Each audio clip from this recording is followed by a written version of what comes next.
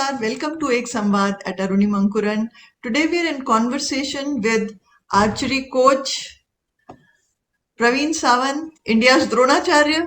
उन्होंने इस देश को इतने बढ़िया बढ़िया गोल्ड मेडलिस्ट आर्चर्स दिए हैं। वेलकम टू एक संवाद sir, thank you for ma'am joining. Ma'am नमस्ते। आपने मुझे मौका दिया इसके लिए पहले तो thank you so much. A word about Arunim Ankuran. Arunim Ankuran is an initiative for positive social change through self-development. The goal is greater well-being and happiness for all. At Arunim Ankuran, we believe that each person is unique and special in some way, and that each person can make a difference. That's what inspires us to keep going. तो Praveen sir, हम लोग आपको कुछ photographs दिखा रहे हैं। मैं चाहती हूँ आप थोड़ा थोड़ा कुछ, एक कहाँ खींची गई थी और कब, वो बताइए। एक तो ये जो फर्स्ट वाला है। ओके, ये जो फोटो है वैसे तो अभी खींचा हुआ है। रिसेंटली एक 10-15 दिन हो गए शायद इस फोटो को। कभी भी मैंने खुद का रिकॉर्ड नहीं रखा था। कुछ पोजीशन कुछ नहीं थे मेरे पास, कोई रिकॉर्ड नहीं था। तो जैसे जैसे वर्ल्ड चैंपियन हमारे बच्चे बने तो उस टाइम से मीडिया का, बहुत सारे गवर्नमेंट ऑफिसर्स का कॉल आने लगे। तो उसके बाद वो बोले कि आपके हाथ में ऐसा कोई बो होने वाला, कोई शूटिंग करते समय कोई फोटोज है क्या? तो मैंने वो अभी इस टाइम रिसेंटली खिंचवाई है। तो बस ये था कि अपने गेम के ऊपर अच्छा सा फोकस करके, खाली गेम अच्छा करके फिर इंडिया टीम के लिए रिप्रेजेंट करना एक खुद का सपना था। पर कभी ये फोटो वगैरह खींचना कभी मन नहीं करा। तो ये फोटो खास अभी के लिए, यानी कि अपनी जो वर्ल्ड चैंपियन बनी है आदित्य और ओजस, उनके लिए खाली खींचे हुए मैं। अरे वाह। और सर ये देखिए, ये जो नीचे वाला है जिसमें कि आप नेशनल फ्लैग लेके, ये जो है, ये मोमेंट कैसे, आपको कैसा फील हुआ जब आपके बच्चों ने इतना, व्हेन अदिति ने जब गोल्ड जीता? हाँ मैम, ये फोटोज है आयरलैंड का यूथ वर्ल्ड आर्चरी चैंपियनशिप। अभी हाल ही में 1 महीने के पीछे हो गई, संपन्न हुई थी। तो उसमें आदिति उस टाइम भी वर्ल्ड चैंपियन बनी थी। तो जो फ्लैग था, जो बच्चों के साथ फ्लैग था, ये फ्लैग बच्चे लोग जो हमारे दूसरे टीम के मेंबर्स थे वो हमको मोटिवेट कर रहे थे, उनके हाथ में ये फ्लैग था। और इस मैच के टाइम वो फ्लैग में देखता रहता था कंटिन्यू।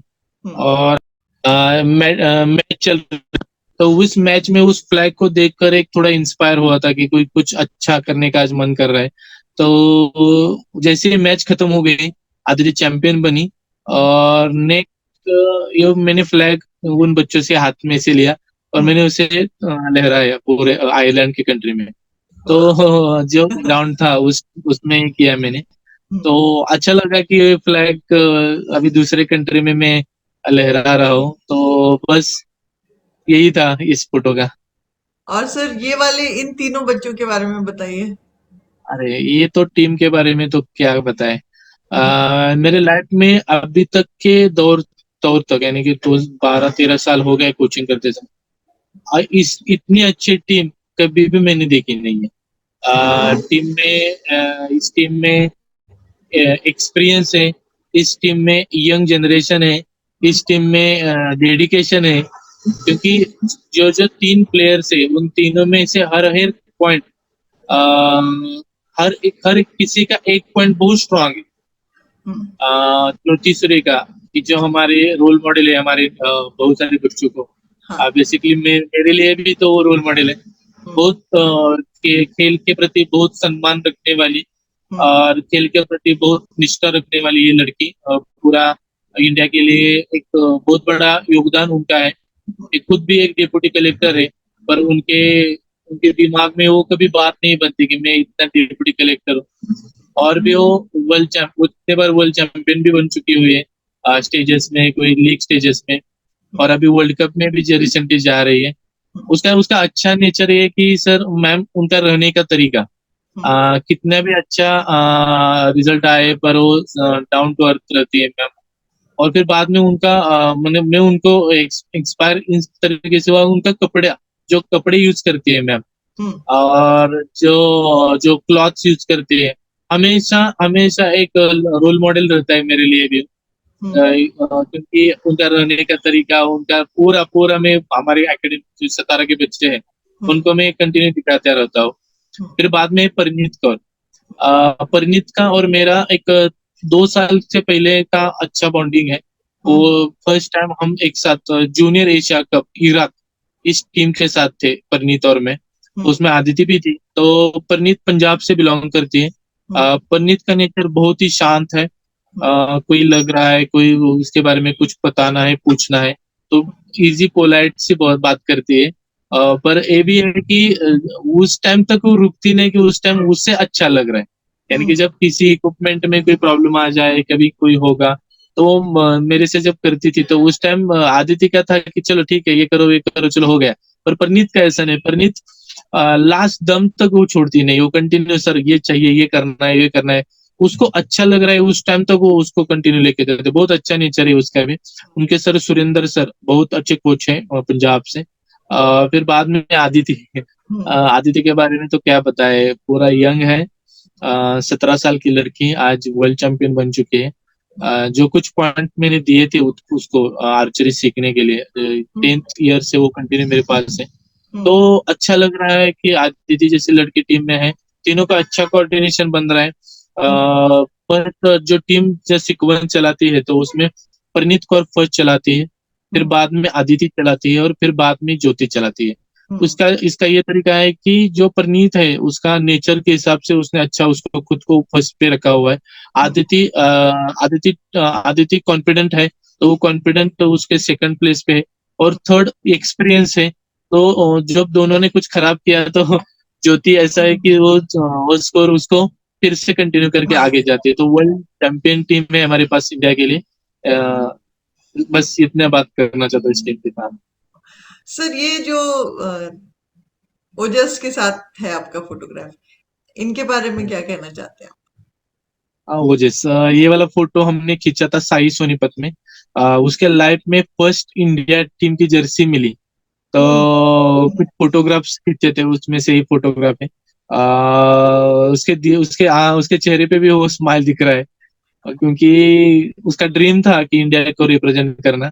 थोड़ा सा इश्यू हो गया था उस टाइम, थोड़ा सा उसका एक्सीडेंट हुआ था एक, उसी टाइम। तो उसी टाइम वो कैंप में भी ज्वाइन नहीं कर पा रहा था। तभी भी थोड़ा बहुत हमारी पॉजिटिविटी थी कि कुछ भी करेंगे पर टीम में आ जाएंगे। वैसे ही हुआ। प्रैक्टिस किया अच्छा, उसने बहुत सारी ट्रीटमेंट अच्छी ली। तभी भी थोड़ा सा 10 दिन पहले उसको उनका एआई का कॉल आया, साई का कॉल आया कि आपका बच्चा कब ज्वाइन करेगा। तो थोड़ा सा डिस्टर्ब था मैं भी, यार अभी एक्सीडेंट है उसका, क्या करेगा। तो फिर भी यार बच्चे ने गिव अप नहीं किया। आया उसी तरीके से, हाथ में वो प्लास्टर पैर पे लगा था। हाथ में कुछ एक ये थी, क्या बोलते हैं उसको, स्टिक थी। वो स्टिक लेकर चलते चलते उस सोनीपत तक आया। उनके पेरेंट्स ने बहुत अच्छा हेल्प किया। वैसे ही आया, वो यहाँ के फिजियो थे, उन्होंने फिजियो जांच करके सर थे वहाँ के। और साई के हेड थे, स्पोर्ट्स मिनिस्ट्री के भी हेड थे। उन्होंने उसका मेडिकल किया। फिर मेडिकल में वो चल पाएगा ऐसा मिला हमको। इसलिए थोड़ा एंजॉय किया हमने उस टाइम पर। और फिर बाद में जैसे हो गया उसका कंफर्म, उसी टाइम उसका इंडिया किट का दूसरे दिन ही इंडिया किट उसको मिलने वाला था। तो ये इंडिया किट मिला और बहुत बहुत बहुत खुश था उस टाइम में। वो बात भी नहीं कर पा रहा था मेरे से अच्छा, रो रहा था, रो भी रहा था। उसका पापा भी थे उस टाइम। तो अच्छा लग रहा है इस पिक को देख कर। और सर ये अदिति जो गोल्ड मेडल है उनके हाथ में, और आपको कैसी फीलिंग होती है? क्योंकि हम लोग जो भी देश को सम्मान देने वाले जो भारतीय लोग हैं, हमारे लिए झंडा एक सेक्रेड चीज है एकदम, है ना? हाँ तो जी। ये आपको ये मौका मिला ये करने के लिए, तो इसके बारे में कुछ बताइए। मैम ये फोटो जो है वो आयरलैंड का है। जैसे वर्ल्ड चैंपियन बनी वैसे ही हमने ये पिक निकाला। उसको मेडल मिला जब, उस टाइम उसके आंख में बहुत सारे आंसू थे। जैसे हम्म। नेशनल एंथम बज रहा था तो आदित्य बहुत रो रही थी, दिख रहा था मुझे। तो जैसे ही वो बाहर आई तो मुझे सर्च कर रही थी वो, आप मैं कहा हूँ, हम्म। मैं कहा हूँ, क्योंकि उसके हाथ से उसको लग रहा था कि ये मेडल सर के हाथ से मेरे गले में जाना चाहिए। तो उसने वो टाइम मुझे मेडल हाथ में दिया, सर आ लो। मुझे भी रोना आया था उस टाइम, क्योंकि फर्स्ट टाइम ऐसी वर्ल्ड चैंपियन लड़की मेरी बनी थी।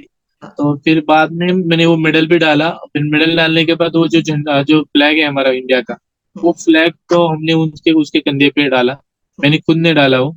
फिर बाद में एक मेरे हाथ में एक जो मूर्ति है जो हमारी महाराष्ट्र में एक पंढरपुर करके एक क्षेत्र है, हाँ। तीर्थ क्षेत्र है।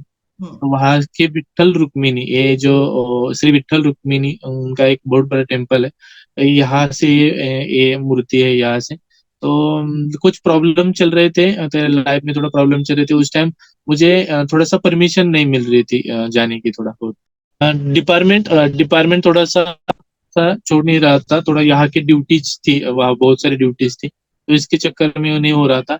पर मैंने एक एक मेरा फ्रेंड, मेरा एक बच्चा था, वो पंढरपुर से कोल्हापुर से आया था। उसने ये मूर्ति मेरे मेरे को गिफ्ट दी थी उसी टाइम, 3 दिन मेरे जाने से पहले 3 दिन। तो हम्म। उस मूर्ति को मैंने हाथ में लिया, हाथ में लेकर उसकी पूजा, थोड़ा बहुत उसको नमन किया, और हम्म। मन से बात की कि यार कुछ भी ऊपर जाना है मुझे आयरलैंड को, क्योंकि छोड़ नहीं रहे थे। तो हम्म। दूसरे दिन ही मुझे बुलाया ऑफिस ने और मेरा यूनिवर्सिटी का काम किया, यूनिवर्सिटी मिल गई मुझे। जैसे ही मैं यूनिवर्सिटी मिला, नेक्स्ट डे में वीजा के लिए गया, वीजा भी अप्रूव हो गया मेरा। फिर बाद में मैंने किया कि ये मूर्ति हम लेके जाएंगे, क्योंकि उसकी वजह से मेरा, तो मैं आयरलैंड में लेके गया। हम्म। आयरलैंड में उसको मैंने रूम पे रखा, मैचेस थे उस टाइम में, उसको मेरे मेरे सैग में लेकर मैं मैच के टाइम भी लेके जाता था। तो हम्म। थोड़ा सा इमोशंस बैठे थे उस मूर्ति में, इस मूर्ति में। तो जैसे गोल्ड मेडल आया, गोल्ड मेडल के टाइम भी मेरे पास था वो।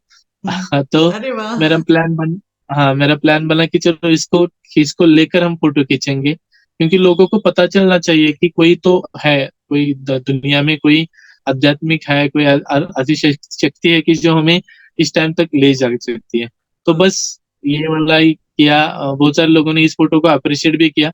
हमारे हम्म। महाराष्ट्र के लोगों में ये विट्ठल, श्री विट्ठल रुक्मिणी बहुत हमारे लिए दैवत है, बहुत अच्छा, उससे हमको इंस्पायर मिलता है। तो इस पिक का यही बता सकता हूँ, बस कुछ नहीं और भी बता सकता हूँ, पर वक्त के कारण। नहीं, बताइए सर, बताइए। हाँ हाँ हाँ। कुछ नहीं, जो जो मन में था वो किया। जो अंदर से जो आवाज दे रहा था अंदर से, ये करना है वे करना है, बस वही किया। ये पिक मेरे लिए बहुत खास है। मैंने मेरे मेरे ग्राउंड में मैंने उसको बहुत बड़ा फ्लेक्स करके रखा हुआ है, क्योंकि ये मुझे मुझे उस टाइम का मेरा मुझे नेचर, उस टाइम का कुछ ऐसा ब्लैक फ्लैश होता है उससे, और मोटिवेट होता था मैं और काम करने में। तो सर, ये तो हमने अभी जो रीसेंट डेवलपमेंट्स हैं, लेकिन ये सब एक दिन में नहीं होता है। जैसे नींव की ईंट है आप, तो आपकी जो स्टोरी है ना, वो सुनाइए हमको एक बार, कि जो Praveen Sawant from a young boy वो यहाँ तक जो पहुंचे हैं, उसमें क्या क्या माइलस्टोन्स थे और किन चीजों से आप इंस्पायर हुए, आपके ऊपर क्या क्या चीजों का प्रभाव पड़ा, वो सब थोड़ा शेयर करिए। बीजिंग का ओलंपिक चल रहा था, तो उस टाइम ये आर्चरी देखा मैंने। तो 2008 का शायद ओलंपिक था वो। कितने बड़े थे तो आप? उसमें मैं एक एग्री डिप्लोमा कर रहा था। हम्म। तो उस टाइम में कई कुछ तो 12th, यानी कि जो एचएससी रहता है ना, उस एज का था कुछ तो मैं। 16-18 साल का होगा शायद, 16-17-18। तो उस टाइम एक गेम देखा मैंने आर्चरी का। तो हमारे गांव, एक गांव है लिम गांव है, मेरा गांव है, जहाँ से 17 से 16 किलोमीटर डिस्टेंस पे एक गांव है। इस हम्म। गांव में मैं मेरा शिक्षण हो चुका है, मेरा परवरिश हो चुकी है उस गांव में। उसमें तो कुछ इतना खास नहीं था, गांव तो बड़ा था, पर कोई एक्स्ट्रा एक्टिविटी नहीं थी वहाँ, कुछ नहीं था। पर खाली वो टीवी में हमने गेम देखा था कि यार कुछ ना कुछ है, ये वाला चल रहा है। तो मैंने वो बीजिंग में वो देखा, बीजिंग ओलंपिक में। फिर बाद में उसका, मेरे मेरे फ्रेंड का एक मोबाइल था, उस मोबाइल में डाला मैंने कि कहाँ है उसका, यानी कि इंग्लिश में डाला कि इसका सेंटर का है, ट्रेनिंग सेंटर। तो हम्म। फिर बाद में पता चला कि यहाँ से पास में, मोबाइल पे गूगल पे डाला। तो उस टाइम तो थोड़ा सा 3200 करके नोकिया का कुछ मोबाइल था वो, हाँ। उसमें डाला था, फ्रेंड का हाँ। मोबाइल था। हम्म। तो पता चला कि वाई करके यहाँ से 45 किलोमीटर दूर एक ट्रेनिंग सेंटर है, वहाँ उसका आर्चरी सेंटर है। फिर जाने का लिए भी पैसा नहीं था उस टाइम, कैसे जाएंगे, 35 रुपीज वहाँ का किराया था उस टाइम, हम्म। जाने का भी वो भी पैसा नहीं था। हम्म। पर कुछ मन कर रहा था कुछ अच्छा करने का, थोड़ा एग्री डिप्लोमा होने के बाद घर से बोल रही थी कि कुछ जॉब करो, कुछ करो, ऐसा करो, पर मेरा मन नहीं कर रहा था, अभी सीखने का मन कर रहा था।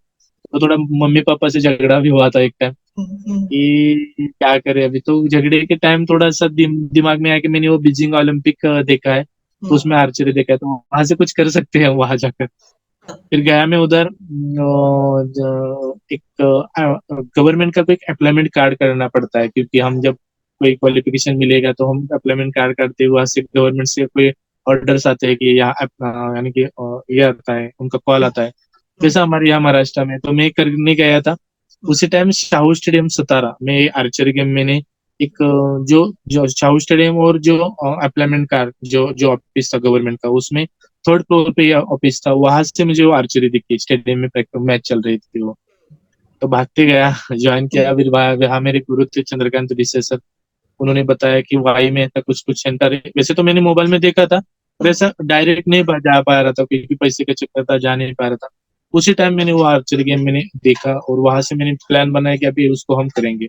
फिर बाद में एक सुहासपुर हॉस्पिटल था, ऑर्थोपेडिक हॉस्पिटल है यहाँ सतारा में, ये एमबीबीएस है, एमबीबीएस सर है, सर खुद भी बहुत बड़े ऑर्थोपेडिक सर्जन है इस सतारा के। तो वहां में वार्ड बॉय की ड्यूटी लगाई लगी मुझे। हम्म, रात में मैं ड्यूटी करता था और भी दिन भर वाई में जाकर प्रैक्टिस करता था। ये मेरा 1.5 2 साल चला।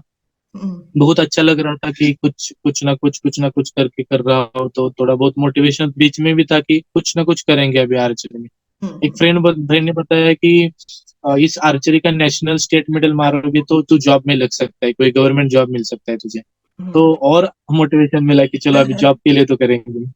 फिर बाद में अभी जैसे करते गए फिर 2011 में मैंने एडमिशन लिया, फिर फ्रेश एडमिशन। स्कूल नेशनल खेलना था, अंडर 19 खेलना था मुझे, तो वहां से फिर अंडर 19 का मैंने चालू किया।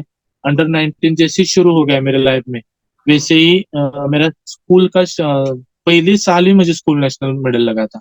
11th में था मैं उस टाइम। तो ताकि थोड़ा सा प्रैक्टिस भी एक्स्ट्रा थी मेरे की, मेरे को तो मैं इजी नहीं कर रहा था। हम्म, तो मेरा अंडर 19 का स्कूल नेशनल का सिल्वर मेडलिस्ट हूँ मैं। कांग्रेचुलेशन। फिर बाद में हाँ, फिर बाद में मैंने 12th कंप्लीट किया। 12th कंप्लीट होने के बाद जो फ्रेंड बोला था कि पुलिस में ज्वाइन कर सकता है, तो गवर्नमेंट ज्वाइन कर सकता है, तो पुलिस की भर्ती निकाली निकली। तो उसमें मैंने स्पोर्ट्स कोटे से मैंने फॉर्म भर दिया, स्पोर्ट्स कोटे से। फिर जब पहली भर्ती में भी डायरेक्ट में पुलिस में ज्वाइन किया हूँ, 2012 में मेरा ज्वाइनिंग हो गया। फिर बाद में मैंने ऑल इंडिया पुलिस खेलना शुरू किया, ऑल इंडिया पुलिस गेम में खुद खेलता था। कंपाउंड कैटेगरी मैंने वहां से शुरू की पुलिस में जाकर के। वैसे तो पहले से कंपाउंड खेलता था मैं, पर इतना नहीं खेल पाया क्योंकि इतना इक्विपमेंट्स वगैरह उतना इतना खास नहीं था मेरे पास, तो मैं एक्स्ट्रा एक्स्ट्रा नहीं कर पा रहा था। फिर बाद में पुलिस में आने के बाद फिर कंपाउंड लिया मैंने अच्छे से। फिर अच्छे से मन लगा के प्रैक्टिस भी किया। पुणे में रंजीत सांवले करके इंटरनेशनल कोच है, उनके पास मैंने ट्रेनिंग लिया, आर्मी सेंटर में जाकर ट्रेनिंग लिया। तो अच्छा सा ट्रेनिंग हो गया उस बात में। अच्छा ट्रेनिंग लिया, फिर बाद में बहुत कुछ सीखने को भी मिला बाहर जाकर आर्मी सेंटर। तो इस टाइम कंपाउंड बहुत कुछ सीखने को मिला कंपाउंड से। अभी जो मैं कंपाउंड चला रहा हूँ आदित्य ओजेस, तो वहाँ का कुछ काम था, वो अभी काम में आ रहा है थोड़ा बहुत। फिर बाद में अभी पुलिस में ज्वाइन हो चुका हूँ, पुलिस से खेलता रहता हूँ। फिर जैसे मैं पुलिस में ज्वाइन होने से पहले मैं बच्चों को सिखाना स्टार्ट किया था क्योंकि मैं खुद प्लेयर था, तो बच्चा मिलते गया आता रहा। फिर प्लेयर नीचे रह गया और प्रशिक्षक कोच आ गया है मेरे लाइफ मेरे अंदर वाला। तो अच्छा लग रहा है कि बच्चों का हम करियर बना रहे हैं, उनको अच्छा सा डेवलप कर रहे हैं। तो ये था इस तौर। तो जैसे जैसे डिपार्टमेंट ने बहुत सपोर्ट किया पुलिस के डिपार्टमेंट में। हर टाइम वो डिपार्टमेंट में जो ऑन ड्यूटी है बाहर छोड़ता है, नए वाले लेक्चरर्स मिलते हैं, कोई अच्छा ट्रेनिंग मिलता है, वो डिपार्टमेंट छोड़ता है। इसकी वजह से ही मैं हूँ और अच्छा और भी कर पा रहा हूँ। वैसे तो प्रमोद चंद्रकर सर ये एक अच्छे इंसान है मेरे लाइफ में।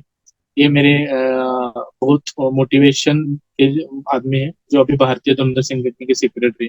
बहुत कुछ हेल्प करते, खाली 3 4 घंटे सोते और पूरा आर्चरी पे काम करते हैं। संजीव कुमार सिंह जो एचपीडी हाइपर पंडित द्रोणाचार्य अवार्डी है, वो भी बहुत कुछ सिखाते हैं। बस ये वाला मेरा खुद का ये है।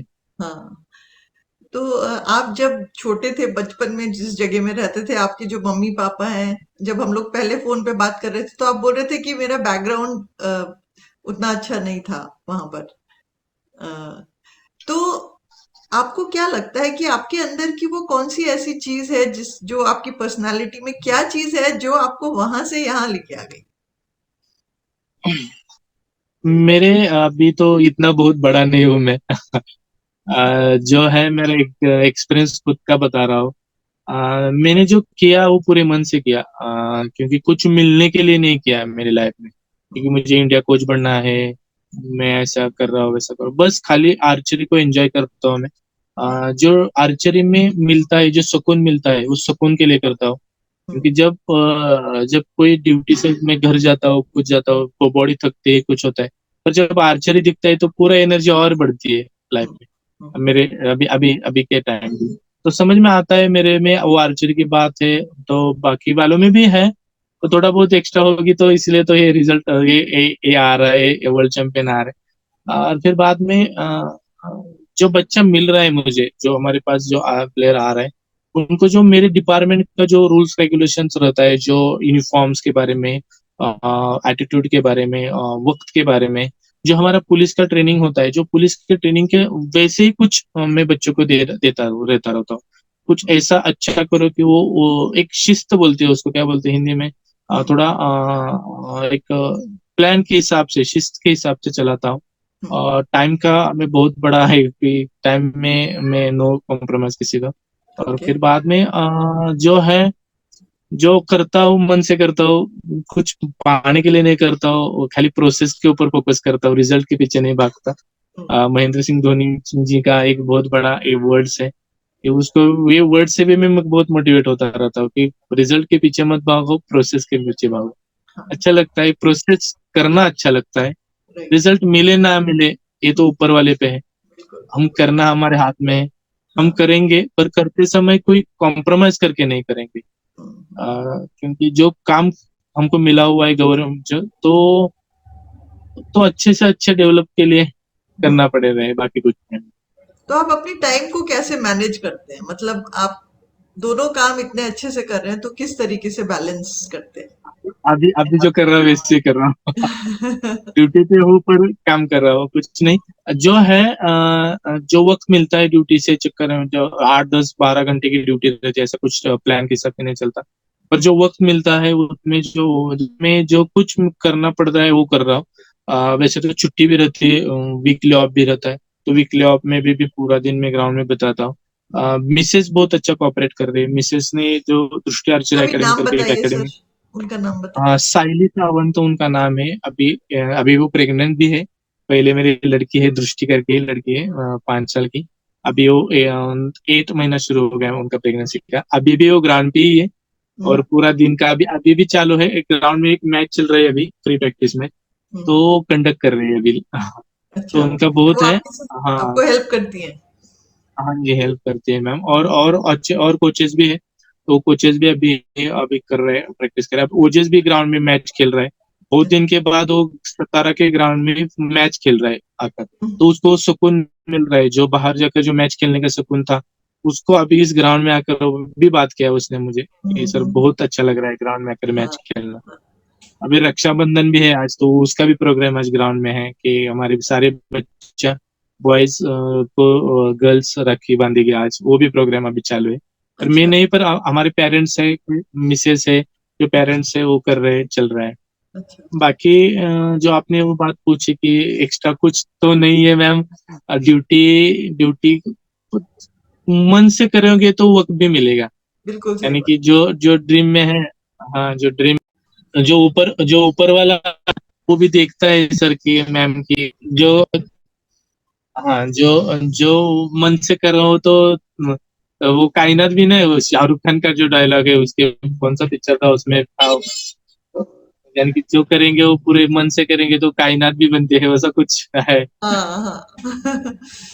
तो सर, आपकी जो एकेडमी है, वहाँ का जो ट्रेनिंग का शेड्यूल है, मॉड्यूल है, किस तरीके से आप करते हैं? तो मुझे उसमें, उस दिन मैं ओजस से बात कर रही थी, तो बहुत सारा एम्फेसिस मुझे लगा मेंटल स्ट्रेंथ पर भी देते हैं आप। तो अगर आप थोड़ा सा शेयर करेंगे कि आपका ट्रेनिंग का क्या प्रोसेस है, जैसे कोई नए बच्चे आते हैं तो किस तरीके से आप उनको ट्रेन करते हैं? वैसे तो नए वाला बच्चा जो आता है तो उसके साथ मैं खुद उस प्लेयर को मैं थोड़ा सा ऑब्जर्व करता हूँ कि वो क्या है पहले तो। उसका नेचर कैसा है, वो खेल के प्रति कितना उसका लगाव है, उसके पेरेंट्स कैसे है, उसका घर का बैकग्राउंड जो रहता है, वो बैकग्राउंड कौन से बैकग्राउंड से आ चुका है, वो पहले हम्म। कभी स्पोर्ट्स खेला हुआ है क्या, वो हम्म। नहीं खेला होगा तो दूसरे कौन सा एक्टिविटी में है क्या हो। यानी कि जो स्कूल में रहते तो अदर्स एक्टिविटी रहती उसमें वो कब है क्या, उसका थोड़ा मैं बायोडाटा मंगवाता हूँ पेरेंट्स से। फिर बाद में मैं प्लान में कर रखता हूँ कि उसको कैसे टैकल करे, उसको कैसे हैंडल करे उस बच्चे से। तो फिर बाद में काम शुरू हो जाता है 10-15 दिन के बाद, तो मेंटल पे ऊपर मैं काम करता हूँ। मेंटल के ऊपर काम करने से पहले ये तो एक्सपेरिमेंट मैं खुद का मैं बनाता हूँ मेरे मेरे डायरी में। फिर बाद में हर हर प्लेयर का हर तरीके से अलग सा मेंटल ट्रेनिंग रहता है, कोई कॉमन ट्रेनिंग नहीं रहता। बच्चों को किस किस बच्चों को ज्यादा बात करने की आदत रहती है, मन से बोलने की आदत रहती है, कुछ कुछ बच्चा ज्यादा बात नहीं करता। तो उसी तरीके से उसी को लेकर मैं चलता हूँ। कोई बच्चा, सर मैं आपसे बात करना चाहता हूँ, तो 1-1 घंटा 2-2 घंटा वो बात करता रहता है। जैसे कि ओजस ओजस ऐसा है नेचर ओजस का, पर आदिति का नेचर इतना ये भी है कि वो इतना ज्यादा बात नहीं करती। तो हर लड़के का हर तरीके से बॉन्डिंग अच्छा रहता है। मेंटल ट्रेनिंग के लिए वैसे तो मैंने ग्राउंड में एक फ्लैग लगा के रखा हुआ है, क्योंकि उस जो कुछ मन में कई बच्चों के दिमाग में आया कि कुछ अभी अभी निगेटिविटी आ रही, तो मैं खाली उन बच्चों को बोलता हूँ उस फ्लैग को देखो। ये जो हाँ। फ्लैग है, फ्लैग को देखो। मन का जो थकवा होता है, कुछ रिलैक्सेशन होता है, उसको भी मैं खुद भी उसको देखता हूँ कभी कभी। जब मैं ड्यूटी से आता हूँ तो मन थकता है, बॉडी थकती है, तभी उसको देखकर मैं भी मोटिवेट होता हूँ। तो मैंने वो किया हुआ है। सर सारे बच्चों के घर में मैंने एक ड्रीम वॉल बना के रखी हुई है। जो ड्रीम वॉल रहती है कि क्या करना है आपके लाइफ में, तो ड्रीम वॉल भी है।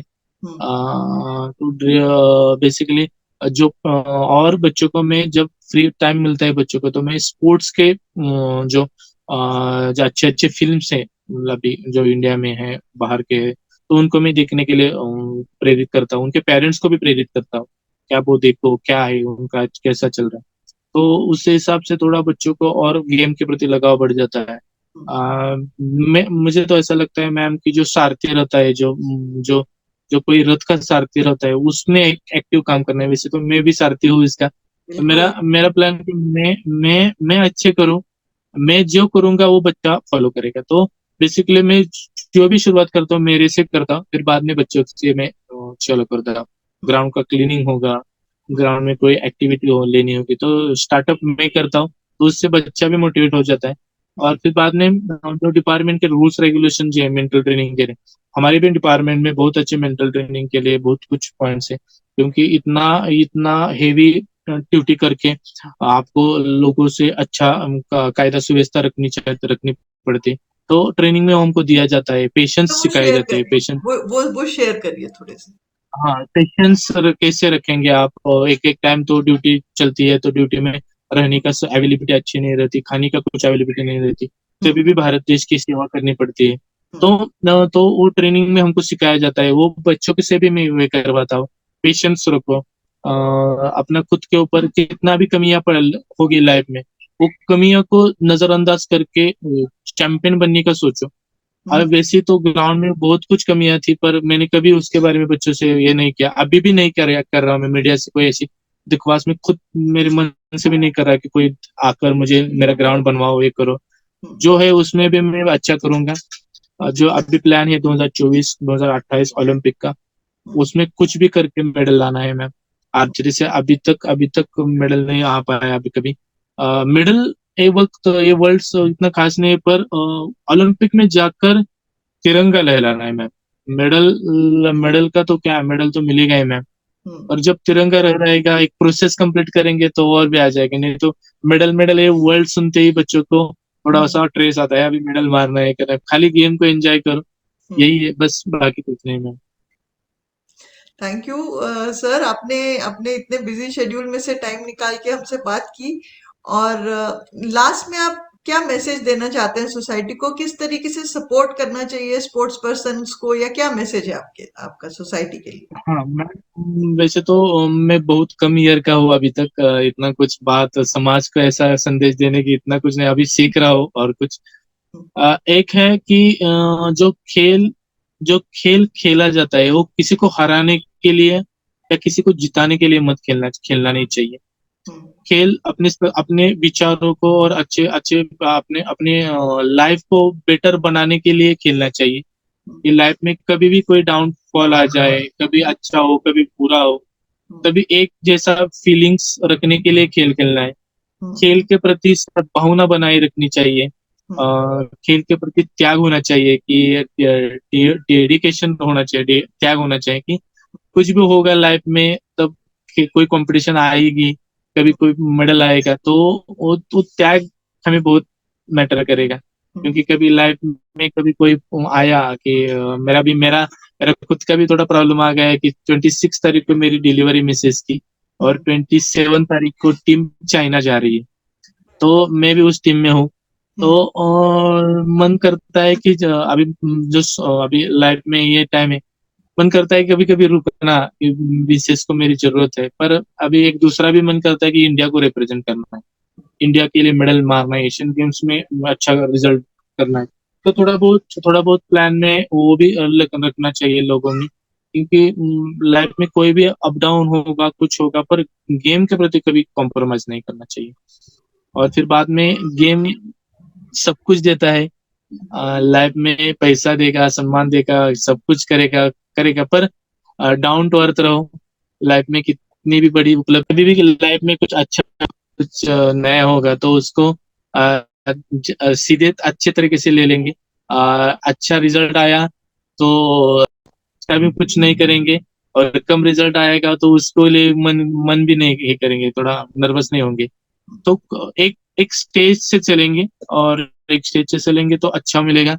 मैं सारी सोसाइटी को यही खेलना बताना चाहता हूँ, पूरा इंडिया को आपके माध्यम से सुन रहा है। तो खेल खेल खेल के प्रति कुछ भी करो, पर कोई तो एक खेल खेलो। लाइफ में खेल खेलना चाहिए, और ऐसा मन में रखना चाहिए कि सबके घर में कोई ट्रॉफीज, कोई मेडल्स, ऐसा कुछ रहना चाहिए। क्योंकि जब ऐसे कुछ रहता है तो वो घर ऐसा भरा भरा सा दिखता है। तो Beautiful. तो Yes. सबके घर में मेडल्स और ट्रॉफी लाए, और एक खेल के प्रति लाए। बस यही मैं आपसे माध्यम से बताना चाहता हूँ। Thank you sir. अरुणिम अंकुरन स्पोर्ट्स पर्सन को सपोर्ट करता है और ये आइडिया है यत भावो तत् भवति, what you think you become. So thank you very much, बहुत बहुत धन्यवाद आपका, and we wish you success. आप आगे ऐसे ही देश को सुनहरे मेडल्स भी दिलाइए, और आपके लिए भी एक बहुत सुनहरा भविष्य हो। Thank you sir, thank you, धन्यवाद। Thank you so much. धन्यवाद।